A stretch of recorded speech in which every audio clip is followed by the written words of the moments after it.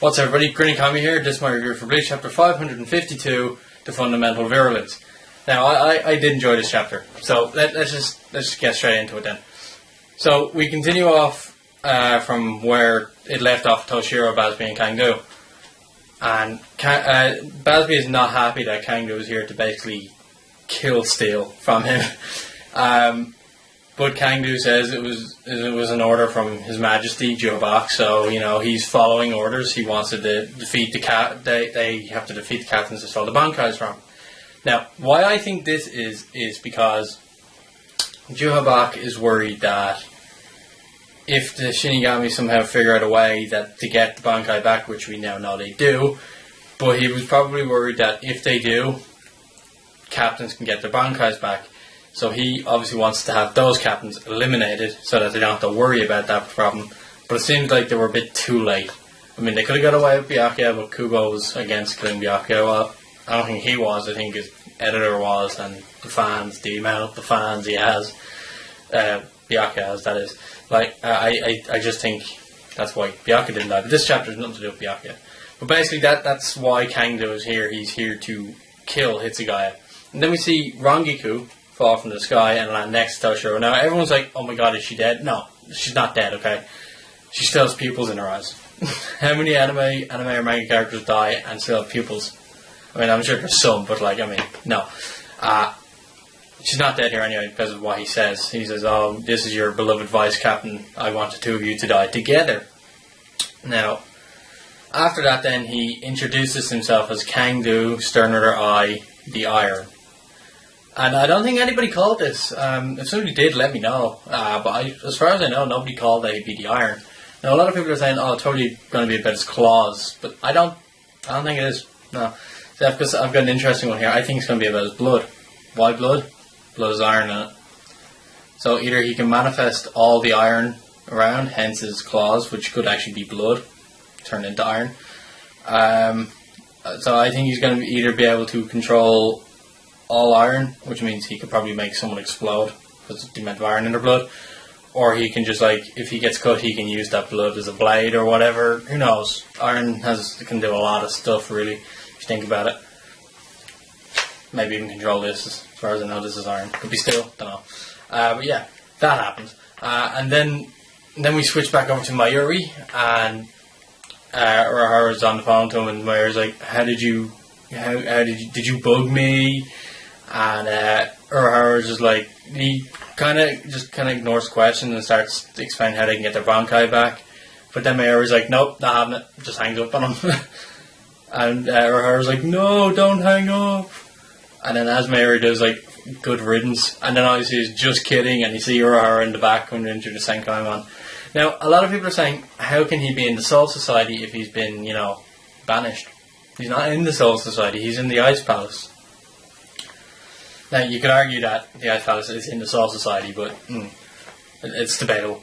Yeah, I think that's why he's going. I don't think he's actually been allowed into Soul Society yet, but I think he'd be allowed to after this war anyway.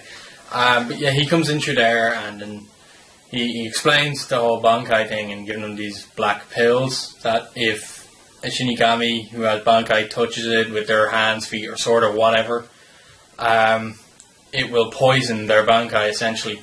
And we see this happening after, everybody receives the black pills. We see this happening with Hitsugaya. He touches it with his fingers, and then, this kind of energy comes up around his fingers, and he's getting his, he's not essentially getting his Bankai back, but it's doing something to his Bankai. And that's going to affect Kangdu, as we see when the wing bursts and blood comes out. Now, I just think it's going to help Kangdu personally, because that's my opinion on his powers. But yeah, Mayuri says that there's no way we can transmission, get a transmission going, to all the captains and vice captains. Then Urahara's like, oh, but what about that over there, your lab? And everyone knows Mirror doesn't like people in his lab, so, yeah. But, yeah, he eventually just does it, And I found this interesting because we saw Hitsugaya with the black pill, obviously, and then we saw Almeida. Now, a lot of people are saying, oh, yeah, it's for Siphon, which, yeah, it probably is, most likely. But what if it's not? I mean, what if there's one there for Soifan too? Why show Almeida? I think why they're showing Almeida is simply because he's in a battle right now with Soifan. But there could be more to it, maybe. Who knows? I think it'd be cool if he had his Bankai, but I don't think he does. I think it would be awesome if he did, but I don't think he does. What else happened? Yeah, that's pretty much it. That's pretty much all that happened. So I'm looking forward to see what's going on here now. As for my predictions for next week, I'm hoping it's not going to happen. I'm hoping we see the Iran car. I know it's not going to happen. But I actually think we're going to see the continuation from Hitsugaya and Kangdo. But I also think Basby's going to leave the battleground and he's going to run into Rose. But we won't see that fight yet. No, we won't. But I also think we may see a bit of Almeida next chapter. Either if he does have a Bankai, I can see him pulling it out right now to attack BG9, wherever the hell he is, because he blew up, along with Soifan, or we'll see Soifan still alive and then BG8 will arrive, or BG10 or something like that, who knows. Obviously it'll probably be the exact same guy, just different bodies. Who knows, really. So I think that'll probably happen. I don't think too much going to happen. I don't think there'll be any deaths, or it could be a big revelation on Bankai now, if Almeida has one, or if we just move to another captain.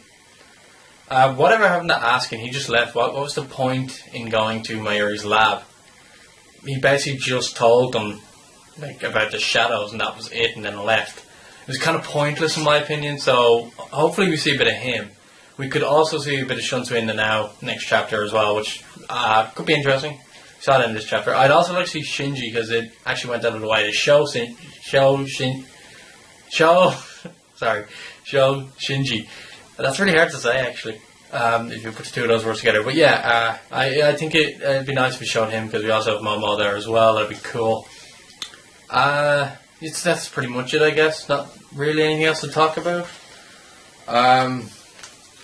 I'm working on a Quincy video at the moment. I know I mentioned that ago, but now that we've kind of got more information on the Quincy, I'm going to talk about the letters and what I think each ability is going to be, and I'm going to mark it whether or not I get it right or wrong.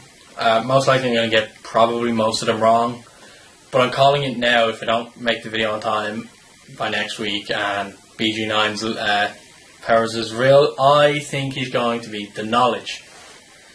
So I'm calling that. I'm not the first person, obviously, but I'm going to say that right here and now, that if he turns out to be the knowledge, I said it. Anyway, thanks for watching. This is Green Economy. Like, comment, and subscribe. I'll see you next week.